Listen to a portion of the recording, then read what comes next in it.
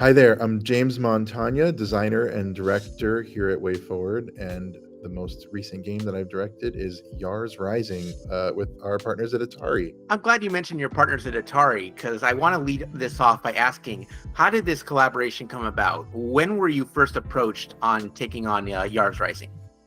You know, WayForward and Atari have had a long-running relationship because we had worked on a previous title together many years ago, back during the Wii, and I believe it was also on Nintendo 3DS. Uh, During that era, we worked on Centipede Infestation together, and so I think we kind of got to talking again, and it was like, hey, it's been a while, or we should work together again on something. A lot of the staff over at Atari had since completely changed, and we thought, oh yeah, we should see what we can do together. And so the conversation sort of started between us, and we were deciding as companies, what can we do. And Atari has some of the most classic, renowned IP in the world of gaming. They're one of the oldest names out there when it comes to games. And so there's a lot of different brands we talked about potentially doing, but it was Yars that really was the one we felt like we had to make this game. Once we shared that proposal with Atari, they met us with the same level of enthusiasm, and we were like, we have to make this together. And so it got greenlit, and that's kind of how it got started. So tell me about your affinity for Yars. Like, what do you love about it in particular? And what is it about that original Yars Revenge that you feel still resonates to players today? Oh gosh, there's so much. The thing about the original 1982 Yars Revenge game is it is just in a league of its own. It stands out so much among the catalog of games that were being created during that time. It's just so incredibly unique, right down to its presentation, the sound of it, the way it plays. It really was just doing something so unique. So my personal affinity to it is very, very deep and long reaching in a lot of different ways. But ultimately, the thing that I think is amazing about the classic Yars game is just how the experiential, like moment to moment sensation of play, the color sensations, the psychedelic visuals and flashing and lights and the droning sound.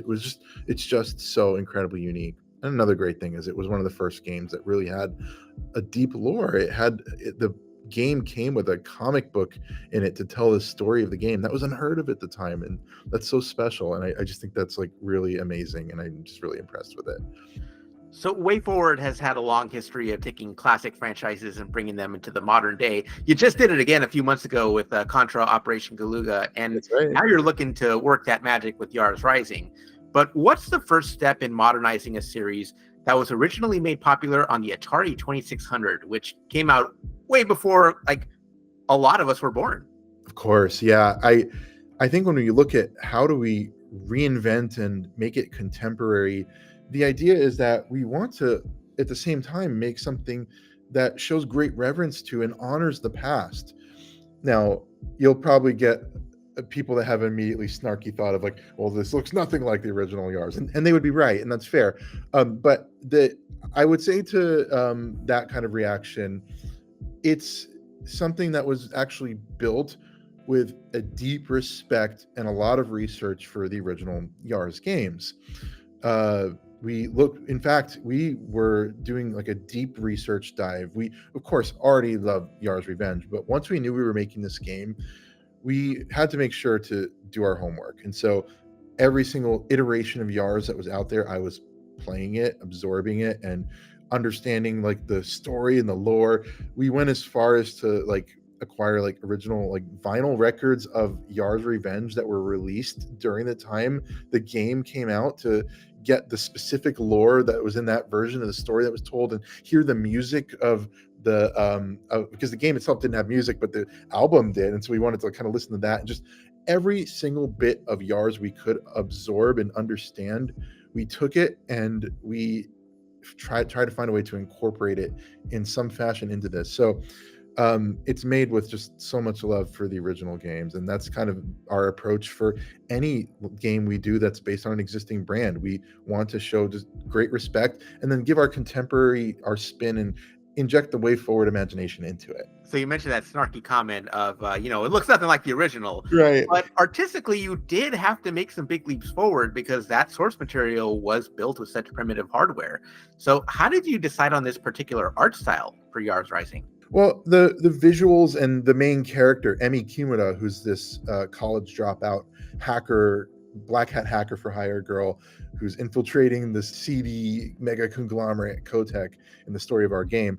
All this stuff and the visuals, this kind of cyberpunky sort of aesthetic, it all came about from a seed that was planted in the initial pitch phase of what the story would be, and that informed even like the sort of gameplay approach we want to take, which is at first glance very different from the classic Yars experience. So the visuals that we have of like there's this character that's running around and this like kind of like cyberpunk future office environment, that really was just us taking our own like imagination and applying it to the Yars story in a really just different way, and sort of trying to present people with something that would surprise them, maybe something they didn't know they wanted, and something that we kind of wanted to play with expectations a little bit, something that they would ask, like, what on earth does this have to do with the original Yars? Like, this isn't the Yars I grew up with.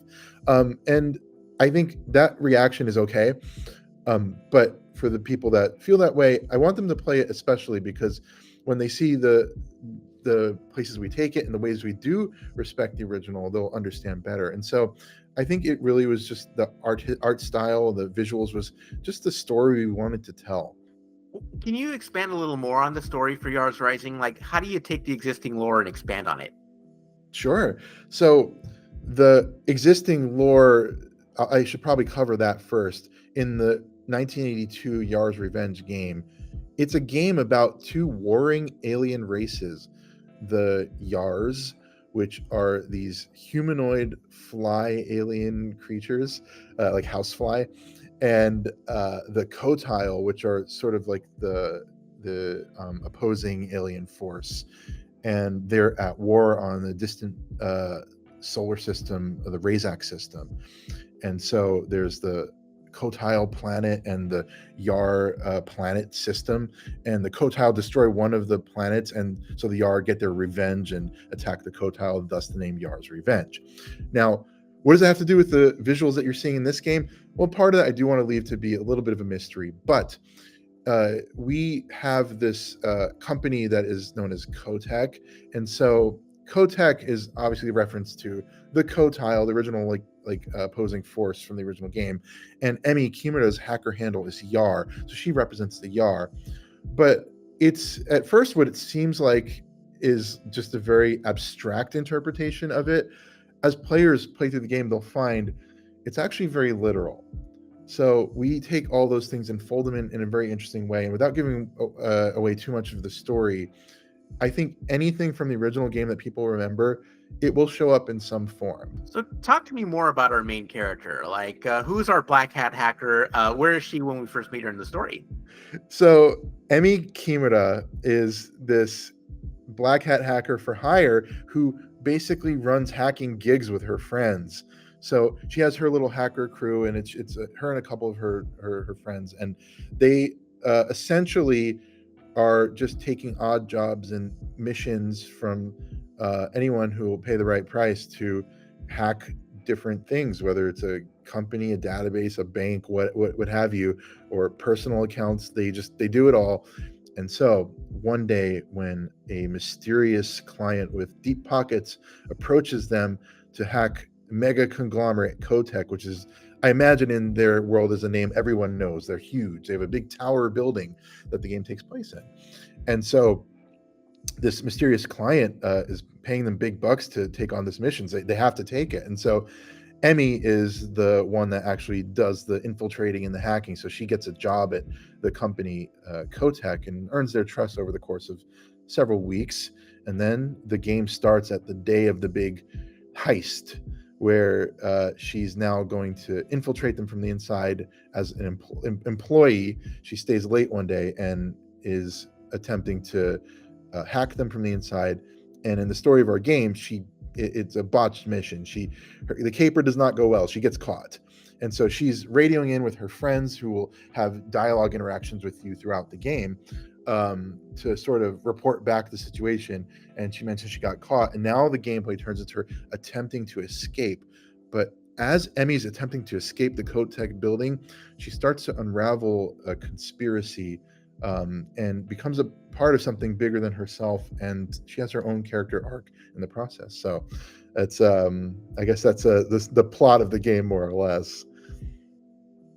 So you've designed Yars Rising as like more of a contemporary Metroidvania. What are some of the tools that players are going to have at their disposal for this adventure?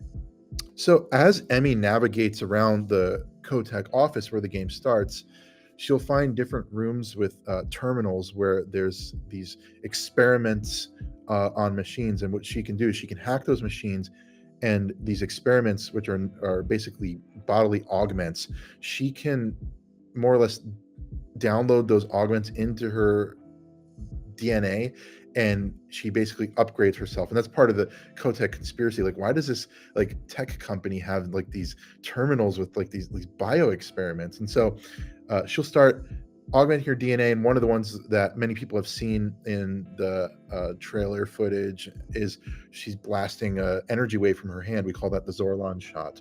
That's one of the first. That is the first augment that she'll get for her body. And as you're exploring around, you'll find these, and it'll gradually be upgrading Emmy, where she gets these crazy bug powers, but maybe she's like losing a little bit of her identity in the process as well. So that kind of like ties into the story as she's upgrading, becoming more bug-like and bug-powered. Yeah, that's kind of some of the things you'll find, and there's of course more, but I won't give too much away. You're a studio with a lot of love and reverence for games of the past, including a lot of the old Atari games and some of them that you've even worked on. So can you give me an example of like a fun Easter egg that players might find over the course of the story? Absolutely. There's so many of them. And part of that is because the original Yars Revenge game was one of the first games with Easter eggs itself. And so we had to honor that past. It's part of the brand. If it's Yars, there's got to be Easter eggs, right? So in our game, there's quite a few. Some people have spotted like little details in the existing footage that we've revealed so far.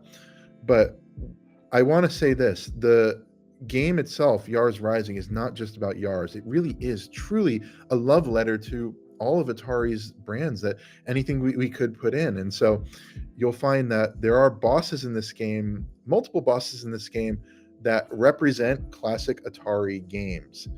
One major one that players will encounter is Missile Command, and so I'll just leave it at that. So if you know the game Missile Command, you can imagine how that boss battle might play out. I cannot wait to see how that plays out. James, when can people get their hands on Yars Rising? Yars Rising will be available for all major platforms later this year, 2024. So I hope people will look forward to it and pre-order it and get hyped. Sounds great. Thank you so much. And for more interviews and all fun stuff, keep it here on Shack News.